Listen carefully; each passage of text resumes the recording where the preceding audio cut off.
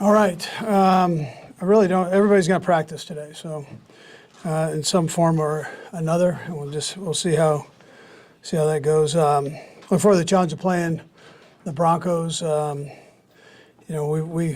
get rid of the record on this thing as we evaluate them and look at them as a team. And their defense is one of the top defenses in the NFL.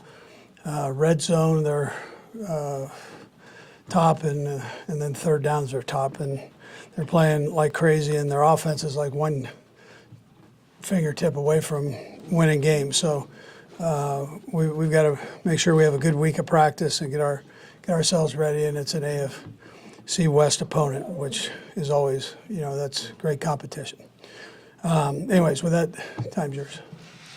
With the Broncos defense, earlier this year they made some trades at the deadline and got rid of some of their better players, but they still keep going. What do you attribute that to? Yeah, well, they're well coached and they play hard. They still have good players there, so they play hard. So.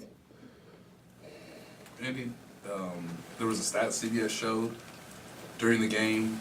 You guys have had 7 straight games with the turnover. I just wonder if there's something that you've noticed that's a theme throughout that, or if it's just, at this time of the year, that's something you need to, try to cut down on. Yeah, you can't turn the ball over. I mean, so we're always constantly talking about that, and I'm sure there's there's not necessarily one thing is happening, but the end result is a turnover. So we've got to take care of the ball. Coach, an in-house matter. We haven't had an update on McCole Hardman in a while. If all things go well, he might be able to come back next week. How's his progress in injury? Yeah, you know what? He's doing well. He had lost some weight. He's put the weight back on, which is good. And he's out running now, and he's getting close. Yeah.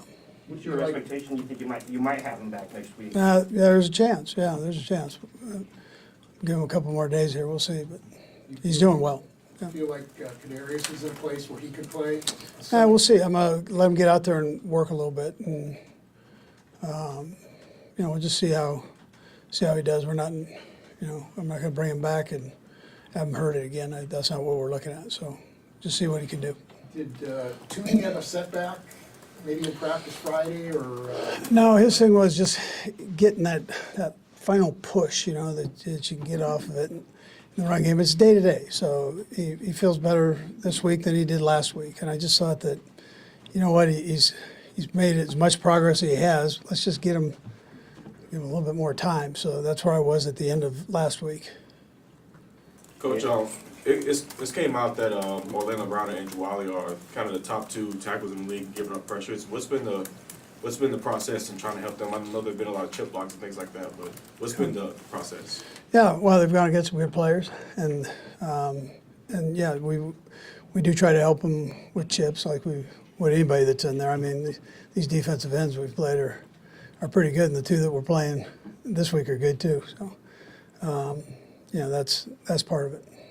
Andy, overall mentality of the team after a loss, you know what you guys got in front of you. You probably got to win out to try to, make a shot at the 1 seed there. Just you still trying to emphasize, things are still out there in front of them.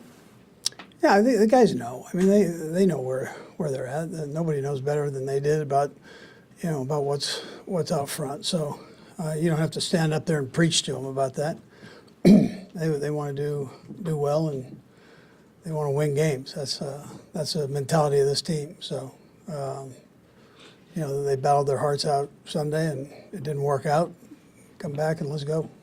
Coach, the challenge of playing a team almost back-to-back, so close in a short time, what is the challenge in that? Yeah, well, we've done this the last couple of years with them, so with this group, and so the challenge is you just played them, and they kind of know what you've got, and you know what they've got, and you go play. But we're okay with that. Andy,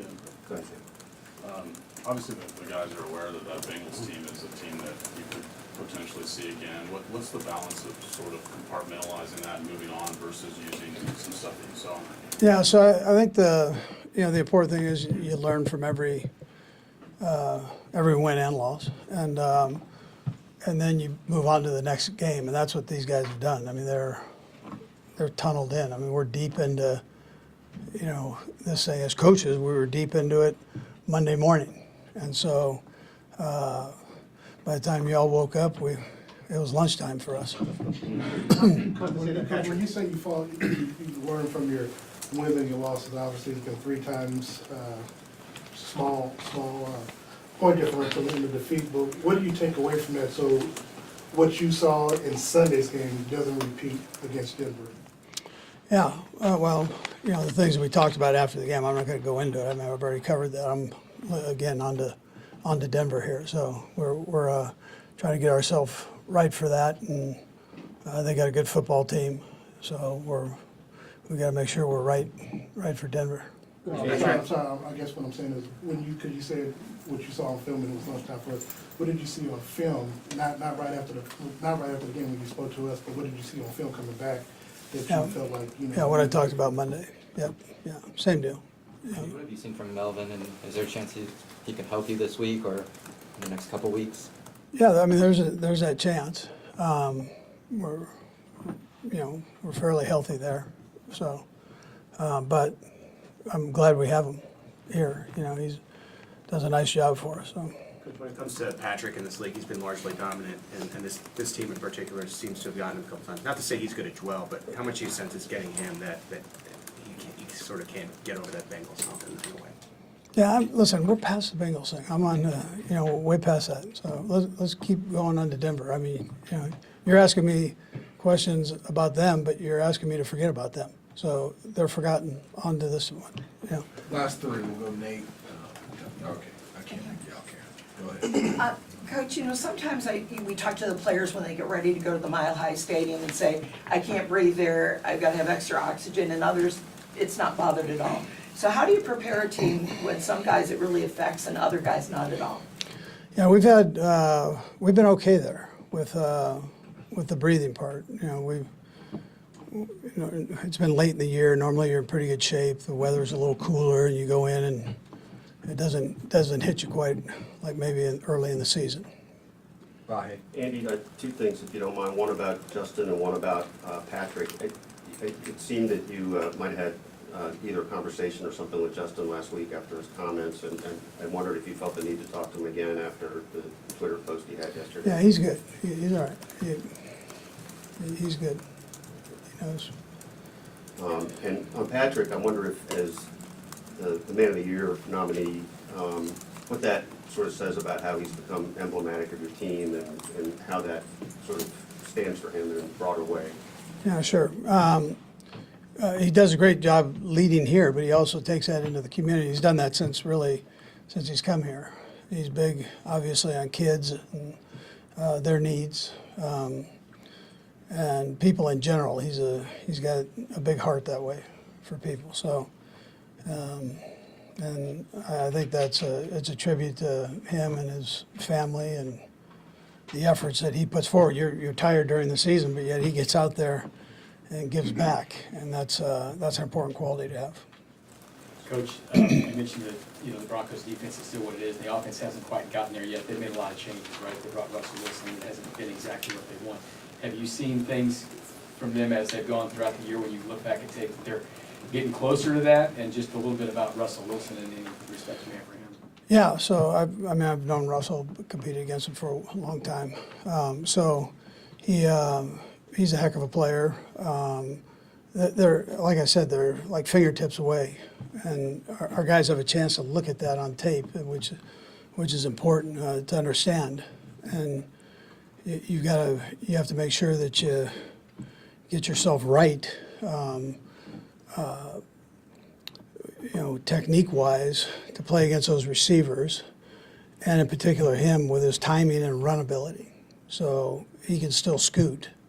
And he's slippery in the pocket. So you've got to make sure you handle all of that the right way. And the best thing that I can do as a coach, or our coaching staff can do, is show the players. And the players want to see that. They want to learn from it. And but that tells the story. So I can sit here and tell you he's a fingertip away, but they're seeing it, and they understand that. Last one, Nate. Andy, leading an organization for 24 years, seeing how much the Man of the Year award is the most prestigious award you can win during a season, just what feeling does it give you when the quarterback is nominated for the award? Yeah, well, he's the one that's one of the faces of the franchise. You know, he's out there, and I mean, this kid is known throughout. You probably could say throughout the world. I mean, I was over in Italy and people were going, Mahomes, you know. So I'm going, all right. They know who he is, and it's a tribute to him and how he handles himself. You know, and I think it's great. I mean, I'm proud of him for what he's done. All right. Thank you.